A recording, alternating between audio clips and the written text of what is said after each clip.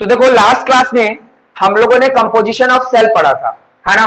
Cell के कुछ composition पढ़े जिसमें हम लोग न्यूक्लियर मेम्ब्रेन के बारे में समझ रहे थे, साइटोप्लाज्म के बारे में समझ रहे थे, सेल ऑर्गेनेल्स के बारे में समझे, है ना। न्यूक्लियर मेम्ब्रेन और न्यूक्लियस के बारे में देखे, लेकिन अभी भी टॉपिक खत्म नहीं हुआ था किसका, न्यूक्लियर मेम्ब्रेन का, नहीं सॉरी सेल मेम्ब्रेन का, जिसको सेल मेम्ब्रेन या प्लाज्मा मेम्ब्रेन बोलते हैं। अब क्या बात है, एक दो बात इसकी बता देता हूं, ध्यान दो। सबसे पहली बात क्या, कि जो सेल मेम्ब्रेन है वो क्या चीज से बना है, लिपिड और प्रोटीन।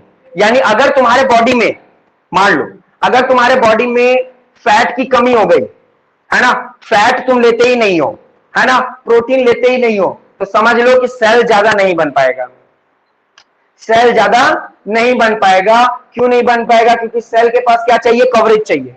सेल को क्या चाहिए, कवरेज चाहिए। सेल को क्या करना होगा, घेरना होगा, क्योंकि ये क्या है, सेलेक्टिवली परमिएबल मेम्ब्रेन है। यही सेलेक्ट करता है क्या चीज अंदर आना है, क्या चीज नहीं आना है। तो अगर तुम्हारे बॉडी में प्रोटीन और लिपिड यानी फैट की कमी हो जाएगी तो हमारे सेल को प्रॉब्लम होने लगेगा। इसलिए बोला जाता है कि जो हम लोग खाना खाते हैं, जो भी हम लोग खाना खाते हैं उसमें तरह तरह के न्यूट्रिएंट्स होते हैं। सारे न्यूट्रिएंट्स इसलिए हम लोग लेते हैं ताकि अलग अलग तरह का न्यूट्रिएंट्स हमारे बॉडी में जाए। समझ में आया।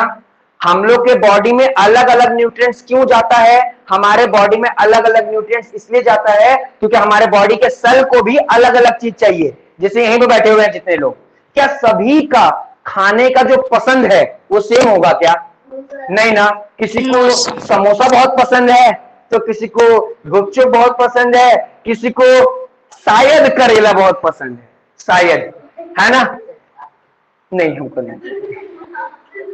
तो कहने का मतलब यही है। तो उसी तरीके से अगर मान लो तुम लोग सेल हो, तो सारे सेल अलग अलग तरह के न्यूट्रिएंट्स का डिमांड करते हैं मेकिंग के लिए, प्रोडक्शन के लिए। हाँ क्या बोल रही थी, हाँ ऑब्वियस सी बात है। इसलिए ध्यान देना, हम लोग का थाली जो होता है ना वो भरा रहता है और अलग अलग कलर का रहता है, मतलब बहुत सारे उसमें सामान रहते हैं। लेकिन बात अलग है कि हम लोगों का दिनचर्या इतना ज्यादा तेज हो चुका है कि हम लोग ज्यादा अलग अलग तरह का खाना दोपहर में लेना पसंद ही नहीं करते, है ना। जितना सिंपलेस्ट होते चले जा रहे हैं उतना हम लोग लेते जा, इसलिए क्या हो रहा है कि हम लोग का बॉडी उतना ज्यादा डेवलप नहीं हो पा रहा, बहुत ज्यादा मेहनत लग रहा है। हम लोग को अलग से विटामिन का, है ना, गोली लेना पड़ रहा है, प्रोटीन का गोली लेना पड़ रहा है या दवा लेना पड़ रहा है ताकि वो उसकी आपूर्ति हो सके, हमारे बॉडी में उसका फुलफिलमेंट हो सके। क्योंकि हम लोग खाना सही समय पर सही तरीके से नहीं खाते, सही समय पर सही तरीके से। अब देखो सही समय क्या है, समय वैसे कोई सही नहीं होता है। तुम्हारा बॉडी, तुम्हारा ब्रेन जो टाइम टेबल बना दिया है 8 बजे खाने का, तो दुनिया इधर का उधर हो जाए, तुम 8 बजे ही खाओ। तो 9 बजे खा रहे तो 9 बजे ही खाओ, टाइम फिक्स कर लो। यही है हमारे बॉडी का। एक बात याद रखना, टाइम अगर आप फिक्स कर दिए खाने का तब वो बॉडी में लगता है। अगर आप मान लो सपोज दैट कि बहुत ज्यादा मात्रा में जो प्रोटीन जिसमें भी है, मान लो पल्सेस के वाटर में यानी दाल के पानी में बहुत ज्यादा मात्रा में प्रोटीन होता है, सोयाबीन में बहुत ज्यादा प्रोटीन होता है, समझ में आया। अगर मांस मछली देखोगे उसमें बहुत ज्यादा प्रोटीन होता है, लेकिन आप वो प्रोटीन कैसे ले रहे हो, कभी 8 बजे ले रहे हो, कभी 9 बजे ले रहे हो, कभी 12 बजे ले रहे हो, तो हमारा सेल कंफ्यूज हो जाता है क्योंकि अलग अलग समय पे मिल रहा है। तो वो ना टाइम टेबल नहीं बना पाता, ठीक से उसको ग्रैब नहीं कर पाता, यूज नहीं कर पाता।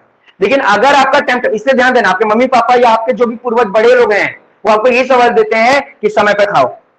समय पे खाना बहुत जरूरी है।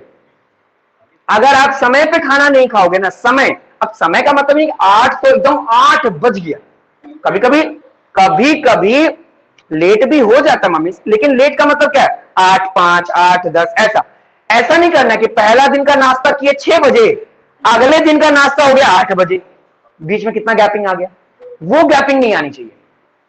बात समझ में आ रहा है, डिफरेंस ज्यादा नहीं होना चाहिए।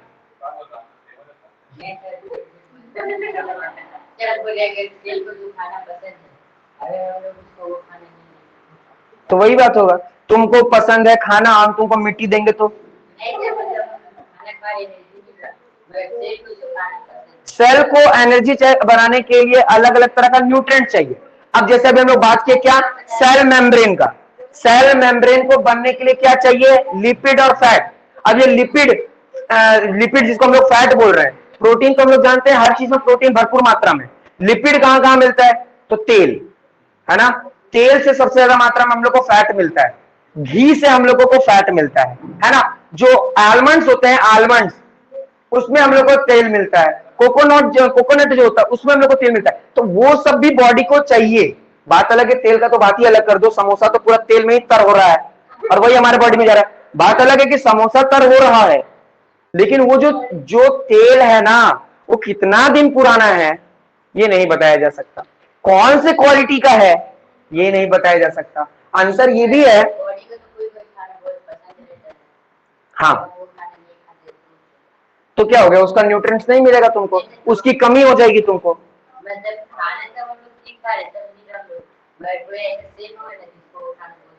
हाँ सबको अपना अपना न्यूट्रिशन पसंद है, सेल सारा सेल का अपना अपना नाम है, तुम्हारे बॉडी में यहां से लेकर यहां तक सब सेल का नाम अतर अतर अतर अतर, अरे सही पता है, सारे सेल क्या है, सेल के अंदर ना अलग अलग ऑर्गेनेल्स है, सारे सेल तो सेम ही है।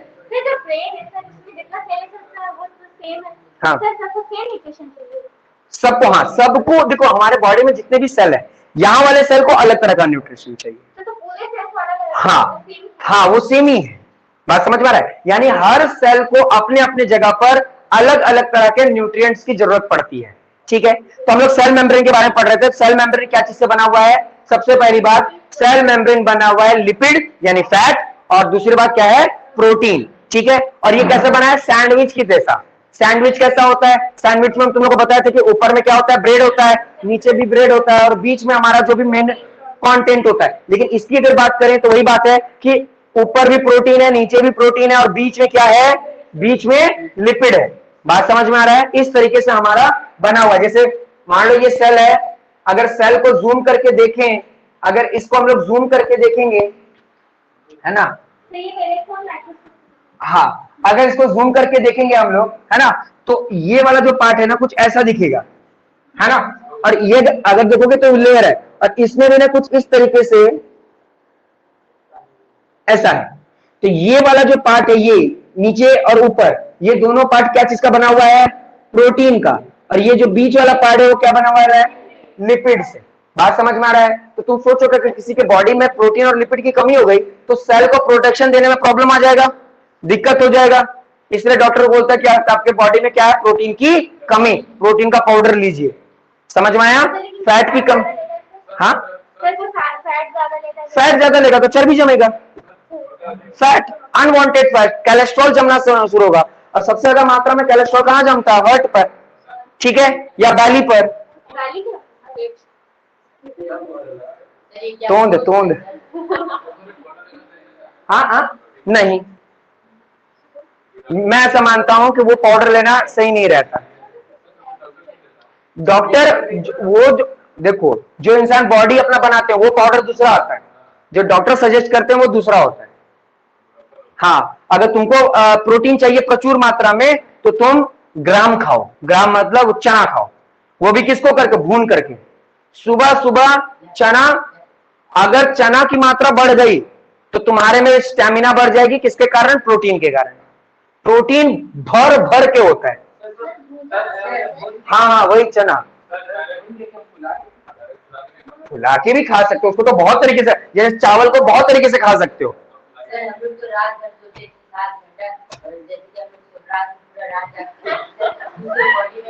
तो इसलिए ध्यान देना, 12 बजे बाद पढ़ने का मन नहीं करता है तो मम्मी बोलती है शैतान है, शैतान है, शैतान पढ़ने नहीं दे रहा है। अरे अब यही तो बात जब बता रहे थे समझ, बात सुनो, सिंपल सी बात है, तुम 12 बजे सो जाते हो, हमारा बॉडी में टाइम टेबल बन गया 12 बजे सोने का, अब सुबह रात आ गया तो 12 बजे तुमको जगना है, लेकिन टाइम टेबल तो 12 बजे तक का है, अब तो सोना था, जैसे तुम्हारा आंख बंद होगा, ये तो हमारा प्रेम का काम है, लेकिन तुम मम्मी के सामने बैठे हो तो मम्मी तो चाटा मारी बोलेगी शैतान है, उठा के बैठ, मम्मी को, तो वही बात है, देखो वो लोग बार बार देखते हो, मम्मी भी ऐसा है, मम्मी भी बार बार अपने आंखों पे पानी का छींटा मारती है, क्योंकि हम लोग जानते हैं कि पानी जो होता है वो आलस को, यानी ठंडा जो होता है ना वो आलस से डरता है, तो उसी का मदद लिया जाता है। सेल पर अगर ठंडापन आएगा ना, देखना, अगर तुम लोग को नींद आ रहा है, नींद से बचना है तो सिर्फ क्या करना है, ठंडा, समझ में आ रहा है? वो तभी नींद आता है जब तुमको रजाई मिल जाता है।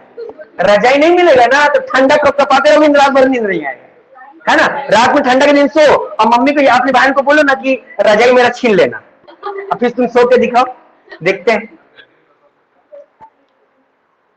अभी ठंडा का बात, चलिए बात समझ में आ गया। तो ये जो सेल मेम्ब्रेन है, सेल मेम्ब्रेन ये क्या चीज का बना हुआ है? दो चीज, प्रोटीन और लिपिड का, ठीक है। और ये किस तरीके से है? सैंडविच के जैसा है, ठीक है।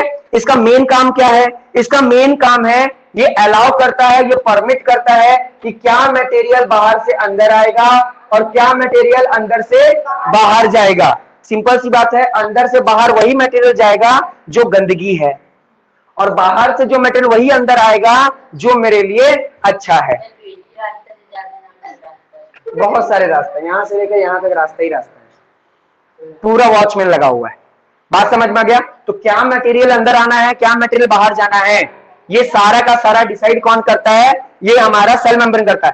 अगर एक बात ध्यान देना, अगर हमारे बॉडी के अंदर, अगर हमारे बॉडी के अंदर कोई डस्ट पार्टिकल अंदर चला गया, कोई वेस्ट मटेरियल अंदर चला गया, तो सबसे पहला गलती किसका? सबसे पहला गलती इस सेल मेम्ब्रेन का, उसने ही अंदर जाने दिया।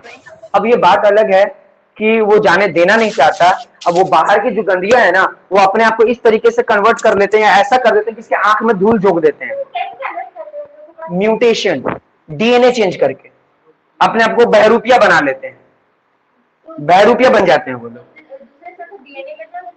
उनका खुद ही डीएनए होता है, उनके पास खुद, जितने भी वायरस होता है उनके पास खुद का डीएनए होता है, तभी तो ये लोग अपने आप को चेंज कर लेते हैं। सिंपल सी बात है, वो भी तो ऑर्गेनिज्म है, लिविंग ऑर्गेनिज्म, हम लोग भी तो लिविंग ऑर्गेनिज्म है, तो दोनों का डीएनए तो सेम ही होगा, मतलब डीएनए तो वैसे ही होगा, बस बात अलग है कि उनमें कम है, हम लोग में ज्यादा है। डीएनए तो दोनों में होता है ना। वायरसेस में तो डीएनए भर भर के होता है, वो लोग अपने आप को चेंज करते रहते हैं। अब जैसे एग्जांपल के तौर पर सिंपल सी बात बताया गया कि जो डीएनए है, अब जैसे डीएनए कैसे एक बॉडी से दूसरे बॉडी में जाता है तो धीरे धीरे चेंजेस आने लग जाती है, थोड़ा थोड़ा चेंजेस आने लगता है। जैसे कहने का मतलब किसी के कोई पापा है और उससे बेटा आया हुआ है, ठीक है, तो जो फीचर्स आया 40% ही तो आया ना, 60% तो खुद का था। अब इस बच्चे से फिर ये आगे जाकर के इसका कोई प्रोजेनी आएगा तो उसमें थोड़ा सा और चेंजेस आ जाएगा। डीएनए का फुल फॉर्म होता है deoxy ribo nucleic acid, deoxy ribo nucleic acid होता है फुल फॉर्म डीएनए का। चलिए आगे बढ़ते हैं। देखो तो ध्यान देना कि जो सेल मेम्ब्रेन है या प्लाज्मा मेम्ब्रेन है, यही रिस्पॉन्सिबल होता है किसी सामान को अंदर आना या किसी सामान को बाहर जाने का, इसलिए इसका पर्टिकुलर नाम है। क्या पर्टिकुलर नाम है? Selectively permeable membrane. पूछ सकता है कि बताओ सेल का कौन सा ऐसा कंपोनेंट है जिसको हम लोग सेलेक्टिवली परमिएबल मेम्ब्रेन बोलते हैं, तो क्या लिखोगे? सेल मेम्ब्रेन या प्लाज्मा मेम्ब्रेन, ठीक है। नोट समझ में आ रहा है तुम्हें? ठीक है। अब देखो यहां पर कुछ इसकी प्रॉपर्टी है जो बेसिक इसका बात यूज किया जाता है। एक होता है एंडोसाइटोसिस और एक होता है एक्सोसाइटोसिस, ठीक है। एंडोसाइटोसिस और एक्सोसाइटोसिस नाम ही बता दिया। एंडो का मतलब होता है अंदर आना, है ना, और एक्सो का मतलब बाहर जाना। लेकिन ध्यान देना, अंदर आने में भी दो चीज देखा जाता है। अंदर आ रहा है तो क्या अंदर आ रहा है? पानी आ रहा है या फूड मटेरियल आ रहा है? तो अंदर आना मतलब एंडोसाइटोसिस के अंदर दो पार्ट आता है, पिनोसाइटोसिस और फेगोसाइटोसिस। पिनो मतलब सेल ड्रिंकिंग, इसका मतलब ये क्या होता है? Cell drinking. सेल ड्रिंकिंग मतलब पानी पी रहा है, हाँ पानी पी रहा है। इसका मतलब अगर सेल पानी पी रहा है यानी पानी बाहर से अंदर की ओर आया, तो कौन अंदर आने दिया? Cell membrane.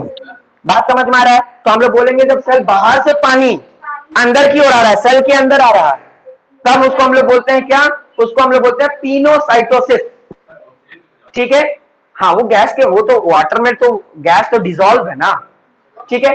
और अगर कोई खाना यानी फूड पार्टिकल अंदर आ रहा है, कोई पार्टिकल आ रहा है, तो उसको हम लोग क्या बोलेंगे? फैगोसाइटोसिस। क्या बोलेंगे? फैगोसाइटोसिस। लेकिन अंदर से कोई चीज बाहर जा रहा है तो एक ही नाम है उसका, क्या? एक्सोसाइटोसिस। एक्सो का मतलब क्या होता है? एग्जिट होना, ठीक है। एक्सोसाइटोसिस, इसको हम लोग ना सेल वॉमिटिंग भी कहते हैं।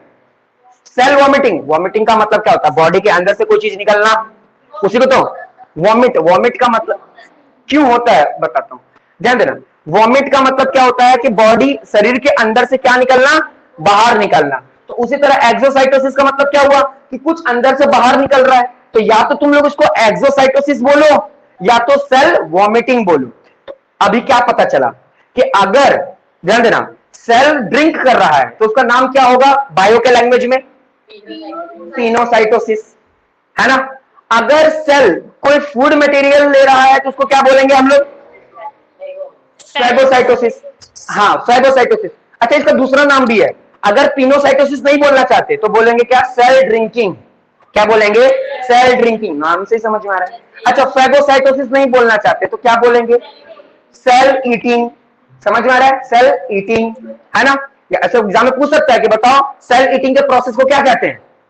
तो सेल ईटिंग के प्रोसेस को हम लोग बोलते हैं, जब ईट कर रहा है यानी फेगोसाइटोसिस। समझ में? एंडो, क्योंकि एंडो के अंदर तो दोनों आता है। ये तो क्या बोला? फूड पार्टिकल ले रहा है ना। ये तो पहले बोल रहा है फूड को ईट कर रहा है। फूड को, फूड का लेना और वाटर का लेना दो अलग चीज है ना, दोनों तो साथ में। हाँ, तो गलत हो जाएगा। समझ में आ रहा है कि नहीं आ रहा है? और सेल वॉमिटिंग का मतलब क्या होता है?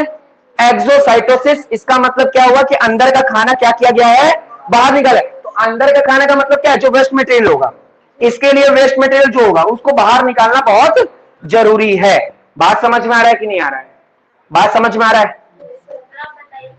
हाँ, वॉमिटिंग। देखो, वॉमिट होने का सबसे बड़ा कारण क्या है? वॉमिट होने का सबसे बड़ा कारण यह है कि हमारा जो पेट है, हमारा जो स्टोमक है, वो उतने फूड पार्टिकल को पचा ही नहीं पा रहा है, या उसमें किसी तरह का कंजक्शन आ गया है। जब हमारा बॉडी ये देखने लगता है, अभी कब होता है? जब तुम्हारा देखना तबियत खराब होता है। तबियत खराब करने का मतलब क्या होता है? जब हम लोग का बॉडी का जब तबियत खराब होता है, हम लोग नॉर्मली जो बोलते हैं, उसमें क्या होता है कि हमारा सेल ठीक से काम नहीं कर पाता है, तो वो कोई भी मटेरियल को अंदर नहीं लेता है, वो बाहर ही भेज देता है। कोई लेना नहीं चाहता है, वो बाहर ही भेज देता है। तो हमारे स्टोमक में क्या होता है? कंजक्शन होने लग जाते हैं, जिसके कारण क्या होता है कि हमारा जितने भी पेरिस्टेटिक मूवमेंट है वो अपवर्ड डायरेक्शन में होने लग जाता है। पेरिस्टेटिक मूवमेंट का मतलब कि जो भी हम लोग खाते हैं वो नीचे की ओर जाता है। जैसे कुछ भी क्या, ये पेरिस्टेटिक मूवमेंट है, ठीक है। लेकिन अब क्या होता है? जब पेट में खाना नहीं पचने वाला होता है या जिसको एक्सेप्ट करने वाला नहीं होता, जिसको रिजेक्ट किया जाता है, तो पेरिस्टेटिक मूवमेंट अपवर्ड डायरेक्शन में धक्का देने लग जाता है। तो जितना खाए हो, जो स्टोमक में रहता है वही बाहर निकल सकता है। जो स्मॉल इंटेस्टाइन में जा चुका है वो कभी नहीं आएगा। कौन सा खाना वॉमिट हो सकता है? जो स्टोमक में है, स्टोमक के भी ऊपर वाले पार्ट में है, वही बाहर आ सकता है। जो और नीचे जा चुका है, ड्यूडेनियम के पास, जुंजेनियम के पास पहुंच चुका है, वो कभी भी नहीं आ पाएगा। फूड पाइप से नीचे आ चुका होता है। हाँ, बोलो क्या बोल रही हो? सर, जब वॉमिटिंग होता नहीं है, जब फीलिंग आता है, तो मतलब वो क्या हुआ? वो हाँ, वो भी केस यही है कि अभी वो निकलने, मतलब हमारा स्टोमक कोशिश कर रहा है कि उसको पचा लिया जाए, लेकिन पचाने से पहले एक इंपल्स हमारे ब्रेन को पहुंचाया जाता है कि ये खाना ठीक नहीं है, बाहर लाना है इसको। तो उसको ना एक अजीब सा मतली मतली जैसा फीलिंग होगा, वॉमिट वॉमिट सा फीलिंग होगा। लेकिन खाना तो बहुत कम मात्रा में, खाना बहुत कम मात्रा में, इसलिए वो स्टोमक के नीचे पार्ट में ही रह जाता है। जब ज्यादा खाना की मात्रा में रहेगा तब उसको पुश करके ऊपर धकेल दिया जाता है, तो फिर वॉमिट हो जाएगा। स्लाइवा। हाँ, तो वो वॉमिट हो जाएगा। स्लाइवा, हमारे मुंह में लार है, पूरे साल भर में जितना लार निकलता है उससे स्विमिंग पूल बन सकता है। मजाक नहीं कर रहा, इतना लार निकलता है, यानी स्लाइवा निकलता है, जिसमें स्लाइवरी एमएलएस होता है, एक एंजाइम्स है, कि अगर वो एक साल निकलेगा ना तो लगभग स्विमिंग पूल इतना पानी हम लोग का निकल ही जाता है। सब पेट में जाता है पचने के लिए।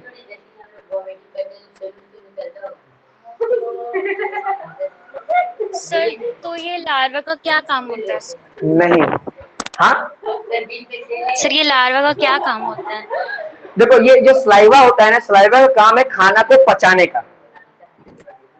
Okay sir. खाना को पचाने में, देखो, जो स्लाइवा होता है ना वो फूड मॉलिक्यूल्स में आ जाता है। देखना, जब भी तुम खाना को बहुत देर तक अपने मुंह पे रखोगे ना तो थोड़ा सा एक लिक्विड जैसा मटेरियल उसमें आने लग जाता है ना।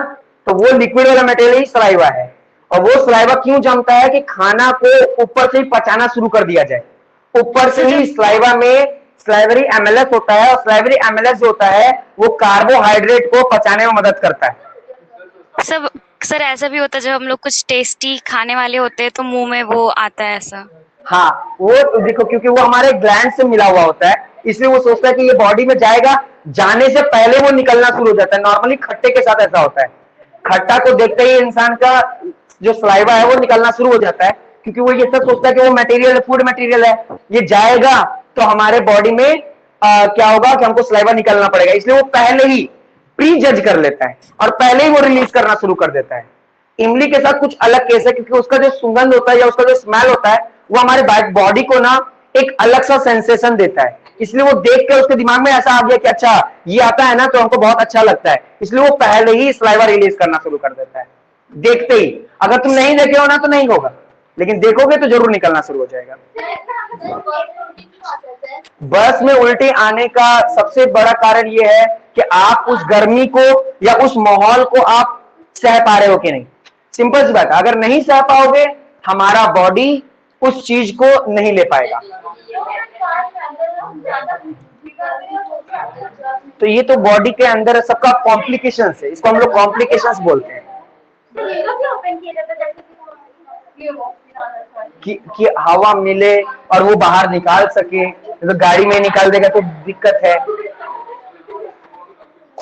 हमको ऐसा लगता है कि इसको बंद ही कर देते हैं, आज तुम लोग पढ़ाने नहीं दोगे। जोर से बोलो।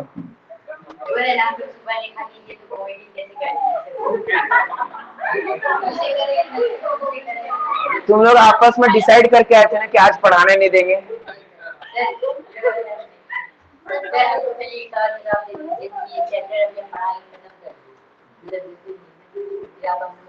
तुमको लगता है कि 2-3 दिन में खत्म हो जाएगा चैप्टर?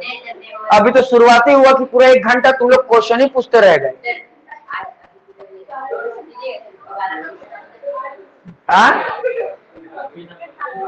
हाँ, तो कहने का मतलब आगे हम मना नहीं किए, लेकिन यही क्या बोल रहा है कि क्वेश्चन ही बता दीजिए और 3 दिन में चैप्टर खत्म कर दीजिए, तो ऐसे कैसे होगा?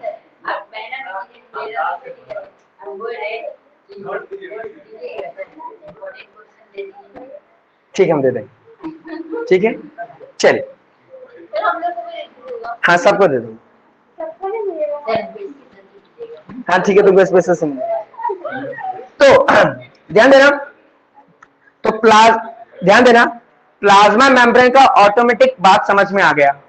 इसमें 2-3 ही चीज समझने वाला था। सबसे पहला इसका मेकिंग कि बना क्या चीज से, दूसरा इसका वर्किंग मतलब इसका फंक्शन। फंक्शन में आपको स्पेशली इसका टेक्निकल भाषा से पता चला कि जब खाना अंदर की ओर आता है या कोई मटेरियल अंदर की ओर आता है तो क्या होता है, और बाहर की ओर जाता है तो क्या होता है। समझ में आया? और जब डीप पढ़ोगे तो तुमको पता चलेगा कि कौन हाइड्रोफिलिक होता है, कौन हाइड्रोफोबिक होता है, वो हायर क्लास में।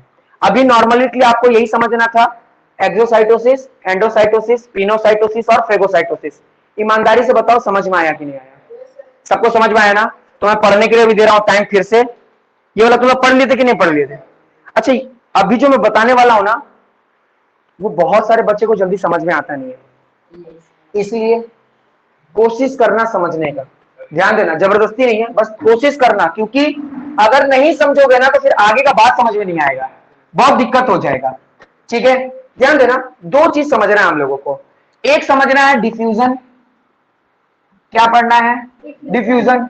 एक पढ़ना है ऑस्मोसिस। डिफ्यूजन हम लोग ना पहले भी पढ़कर आए, है ना? डिफ्यूजन हम लोग पहले भी पढ़कर आए हैं केमिस्ट्री में। ठीक है, तो डिफ्यूजन क्या होता है, ऑस्मोसिस क्या होता है, ध्यान देना, समझने की कोशिश करो, आराम से समझ में आ जाएगा। डिफ्यूजन जो होता है एक ऐसा प्रोसेस होता है जिसमें क्या होता है कि कोई भी पार्टिकल हाई कॉन्सेंट्रेटेड से लेस यानी लो कॉन्सेंट्रेशन की तरफ जाता है। अब इसको समझाऊंगा कैसे? समझाऊंगा ऐसे कि मान लो कि मेरे पास एक बीकर है, 2 बीकर है, इस दोनों बीकर को हम क्या किए, पानी मतलब एक पाइप से कनेक्ट कर दिए।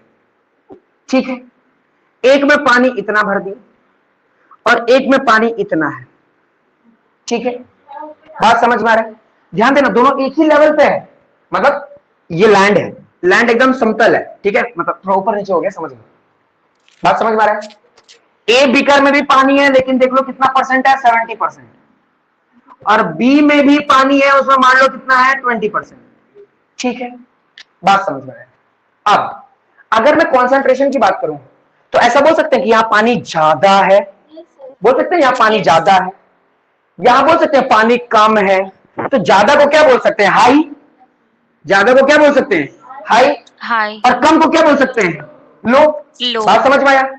हाँ, अब सोचो, सिर्फ हाई लो देखो, और अगर तुमसे हम जनरली पूछे तो आलिया तुम हमको बताओ, तुमको क्या लगता है कि पानी बी से ए की तरफ ट्रेवल करेगा, या ए से बी की तरफ ट्रेवल करेगा, या किसी के किसी भी तरफ वो अपने जगह रहेगा? बताओ, पानी ए से बी में जाएगा, पहला ऑप्शन, पानी बी से ए के पास जाएगा, मतलब उल्टा, ठीक है, तीसरा नहीं जाएगा, चौथा क्वेश्चन ही गलती है आपका।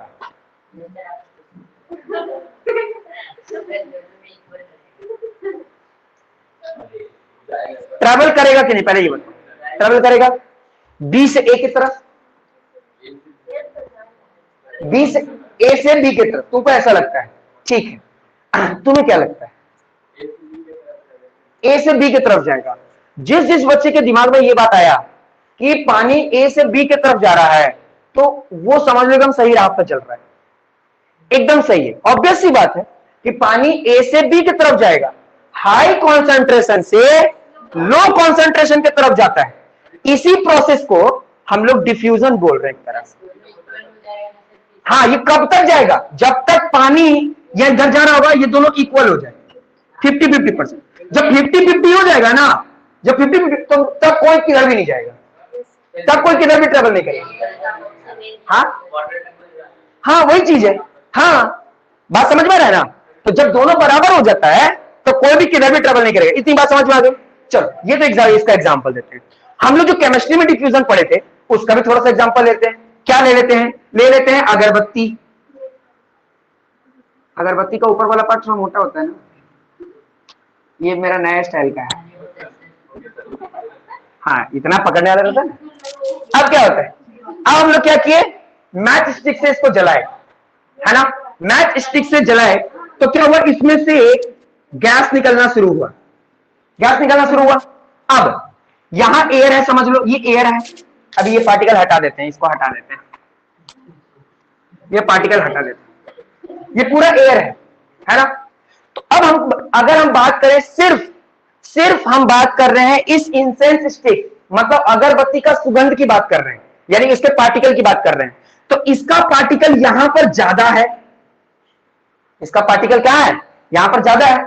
किसका? अगरबत्ती का जो धुआं है, उसका जो पार्टिकल है वो यहां ज्यादा है, और यहां पर कम है, यहां पर कम है। तब क्या होगा, होगा ये कि हाई कॉन्सेंट्रेशन से लो कॉन्सेंट्रेशन की तरफ जाने लगेगा, इसी को बोलते हैं डिफ्यूजन। इसी को क्या बोलते हैं? डिफ्यूजन। बात समझ में आया?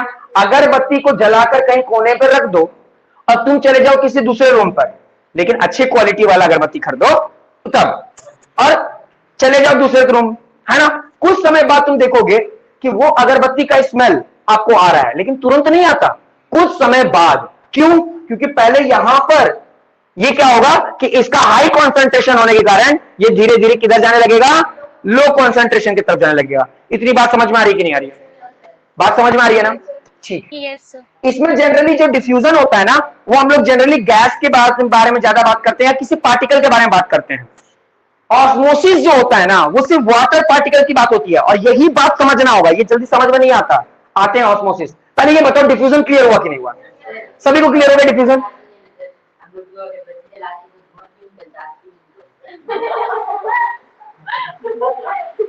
आग भी निकलता है, उसको लेकर के एक बार जीप में लगा कर देखना कैसे पता चले। नहीं निकलता उसमें से आग? हाँ, फिर भी उसमें से वो जो चिंगारी है ना, उसको अपने शरीर पे लगा के देखना, दर्द देगा। तो आग है ना?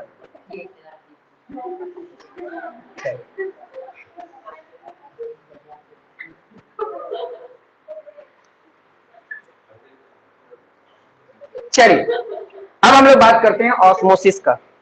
ऑस्मोसिस स्पेशली देखना लिक्विड पे होता है, ध्यान से समझना ऑस्मोसिस कैसे होता है। ऑस्मोसिस ना जो डिफ्यूजन होता है वैसे ही होता है लेकिन पूरी तरीके से नहीं। हम लोग ये देखे थे डिफ्यूजन जो होता है वो हाई कॉन्सेंट्रेशन से लो कॉन्सेंट्रेशन की तरफ जाता है, लेकिन ऑस्मोसिस जो है ना वो लो कॉन्सेंट्रेशन से हाई कॉन्सेंट्रेशन की तरफ मूव करता है। बात समझ में आ रहा है? जहां पर कॉन्सेंट्रेशन लो होगा वो वाला पार्टिकल हाई की तरफ जाने लगेगा। एग्जाम्पल के तौर पर समझो, ये हमारे पास मान लो बीकर है, ठीक है, इसमें हम लोग पानी भर दिए और एक पार्टीशन कर दिया। एनसीईआरटी बुक में जनरली यही सब एग्जांपल दिया रहता है, ठीक है। यहां पर अगर मान लो कि कुछ पार्टिकल्स ज्यादा हैं और यहां पर कुछ पार्टिकल्स कम है, ऑब्वियस सी बात है यहां पार्टिकल ज्यादा है यहां कम है, तो क्या होगा कि ए के पार्टिकल बी के पास जाएंगे या बी के पार्टिकल ए के पास जाएंगे? बी के पार्टिकल ए के पास नहीं जाएंगे, ए के पार्टिकल बी के पास जाएंगे। क्यों? क्योंकि यहां पर पार्टिकल जो कॉन्सेंट्रेशन है वो लो है। कॉन्सेंट्रेशन क्या है? लो है, और यहां कॉन्सेंट्रेशन हाई है। ऑस्मोसिस में क्या होता है, लो कॉन्सेंट्रेशन से किधर जाते हैं हम लोग? हाई कॉन्सेंट्रेशन की ओर जाते हैं। हाँ, क्यों नहीं जाते हैं? देखो इसका रीजन ये है कि ऑस्मोसिस का जो प्रोसेस होता है ना उसमें पार्टिकल्स जो मूव करते हैं, ऑब्वियस सी बात है क्या होता है, होता यह है कि मान लो कि अमेजोन में बहुत ज्यादा लोग जा रहे हैं किसी चीज को खरीदने के लिए, और कोई ऐसी कंपनी है जिसको जो कोई नई कंपनी आई है उसमें बहुत कम लोग जा रहे हैं, तो तुम भी अगर एक पार्टिकल हो तो तुम बताओ अमेजोन के पास जाओगे या फिर उसके पास जाओगे, दूसरे कंपनी के पास, लोकल कंपनी के पास? अमेजोन के पास जाओगे क्योंकि वहां पार्टिकल्स ज्यादा हैं। तो लो वाले पार्टिकल्स भी कहां जाते हैं? हाई वाले के पास, क्योंकि वो लोग ऐसे ही समझते हैं कि जो पार्टिकल जहां पर लो कॉन्सेंट्रेटेड होता है वो पार्टिकल हाई कॉन्सेंट्रेटेड की तरफ क्या करते हैं? मूव करते हैं। इसमें ऑस्मोसिस में, हाँ, क्योंकि ये लिक्विड में होता है सिर्फ, ये लिक्विड के पार्ट, यहां पर सिर्फ सॉल्यूट की बात हो रही है, सॉल्यूट की। अच्छा, सॉल्यूट और सॉल्वेंट में कुछ बच्चे तो बहुत अच्छे से जानते होंगे और कुछ बच्चे को नहीं समझ में आ रहा होगा क्या कि सॉल्यूट क्या होता है और सॉल्वेंट क्या होता है। अगर ये नहीं समझोगे ना तो फिर ऑस्मोसिस बिल्कुल नहीं समझ में आएगा। सॉल्यूट और सॉल्वेंट समझो, सॉल्यूट को समझो, ये समझ लो शुगर यानी चीनी, और सॉल्वेंट क्या है? वाटर मतलब पानी। समझ में आ गया? तो सॉल्यूट और सॉल्वेंट, ठीक है, शुगर पानी में घुलता है या पानी शुगर में घुलता है? ऑब्वियस सी बात है क्योंकि ये पार्टिकल्स, हाँ, तो क्योंकि शुगर का जो मटेरियल होता है वो पानी में डिसॉल्व हो जाता है और पूरी तरीके से होमोजेनियस मिक्सचर बन जाता है। होमोजेनियस मिक्सचर अभी केमिस्ट्री में नहीं पढ़े हो तुम लोग, तो शायद हो सकता है थोड़ा दिक्कत होगा, लेकिन इसके जितने पार्टिकल्स है ना ये पानी में क्या हो जाते हैं? पूरी तरीके से डिसॉल्व हो जाते हैं। हाँ, यानी पूरी तरीके से उसके पार्टिकल में क्या हो जाते हैं? वो मिक्सअप हो जाते हैं।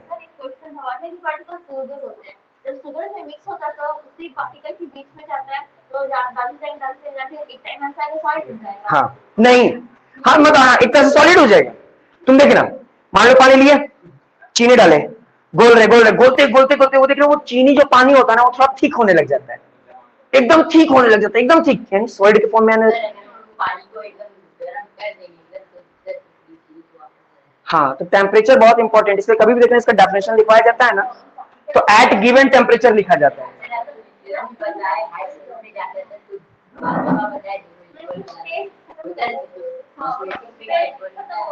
हाँ होता है, ऑस्मोसिस में भी इक्वल होता है, लेकिन सिंपल सी बात है, कब? जब दोनों का मटेरियल सेम हुआ।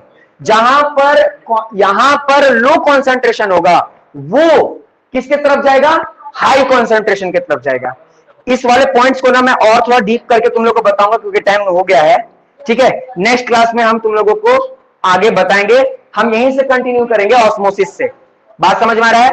ऑस्मोसिस से ही पढ़ाना शुरू करेंगे, ठीक है। नूर, आज का क्लास इतना ही रखते हैं, नेक्स्ट क्लास में हम लोग आगे पढ़ेंगे। Yes sir.